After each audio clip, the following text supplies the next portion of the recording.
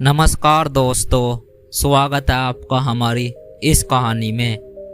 एक राजा के पास एक बहुत ही शक्तिशाली हाथी था जो बहुत ही अज्ञानकारी, समझदार और युद्ध कौशल में निपुण था। बहुत से युद्धों में गया हुआ था और राजा को विजय दिलाकर ही लौटता था, इसलिए वह महाराजा का सबसे प्रिय हाथी था। समय गुजरता गया और एक दिन ऐसा आ गया कि हाथी की उम्र हो चली। वह वृद्ध दिखाने लगा। अब वह पहले की तरह कार्य नहीं कर पाता था, इसलिए अब राजा उसे युद्ध क्षेत्र में भी नहीं भेजता था। हालांकि उसका पूरा ध्यान रखा जाता था। एक दिन वह सौरव में जल पीने गया, लेकिन वह कीचड़ में उसका पैर धंस गया और फिर धंसता ही चला गया। हाथी ने बहुत कोशिश की, लेकिन वह स्वयं को कीचड़ से नहीं निकाल पाया। उसकी चिंगाड़ की आवाज से मौके पर लोग पहुंचे, लेकिन कुछ नहीं कर पाए। हाथी संकट में आ गया। यह समाचार राजा के पास भी पहुंच गया।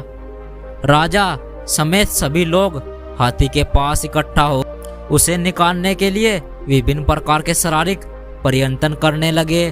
बहुत देर तक प्रयास करने के बावजूद भी हाथी को नहीं निकाल पाए। राजा के एक वरिष्ठ मंत्री ने बताया कि गौतम बुद्ध मार्गदर्शन कर रहे हैं, तो क्यों ना उनसे ही सलाह ली जाए। सभी मंत्रिमंडल बुद्ध के पास पहुंच गए और अनुरोध किया कि आप हमें इस विकट परिस्थितियों में मार्गदर्शित करें। बुद्ध ने उनके अनुरोध को स्वीकार किया और घटना स्थल पर निरीक्षण कार्य करने लगे। उन्होंने राजा को सुझाव दिया कि शहरों के चारों ओर युद्ध के लंगाड़े बजाए जाए। लोगों को बड़ा ही विचित्र लगा कि भला लंगाड़े बजाने से वह फंसा हुआ हाथी कैसे बाहर निकलेगा, जो अनेक व्यक्तियों के शारीरिक प्रयत्न से बाहर नहीं निकाल पाया।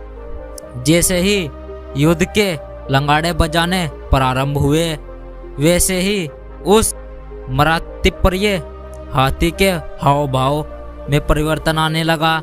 पहले तो वह धीरे धीरे करके खड़ा हुआ, फिर उसको सबको हथपर करते हुए स्वयं कीचड़ से बाहर निकल आया। अब गौतम बुद्ध ने सबको स्पष्ट किया कि हाथी का शरीर अक्षमता में कमी नहीं थी, आवश्यकता मात्र उनके अंदर उत्साह का संचार करने की थी। शिक्षा इस कहानी से यह स्पष्ट होता है कि यदि हमारा मन एक बार उत्सव उमंग जाग जाए तो फिर हम कार्य करने की ऊर्जा स्वयं ही मिलने लगती है। इसके बाद हम मुश्किल से मुश्किल कार्य भी आसानी से कर पाते हैं। साथ ही कार्य के प्रत्येक उत्सव का मनुष्य की उम्र से कोई संबंध नहीं रहता। जीवन में उत्साह बनाए रखने के लिए यह आवश्यक है कि मनुष्य सकारात्मक चिंतक बनाए रखे और निराश को हाव भाव होने ना दे। कभी कभी नियंत्रण मिलने वाली असफलताओं से व्यक्ति यह मान लेता है कि अब वह पहले की तरह कार्य नहीं करेगा, लेकिन यह पूर्ण सच नहीं है। इस कहानी से दोस्तों हमें यह सीख मिलती है कि हमें कभी भी किसी की उम्र से, उसके कार्य और उसके अंदर की ऊर्जाओं का अनुमान नहीं लगाना चाहिए। नमो बुद्धाय। सबका मंगल हो।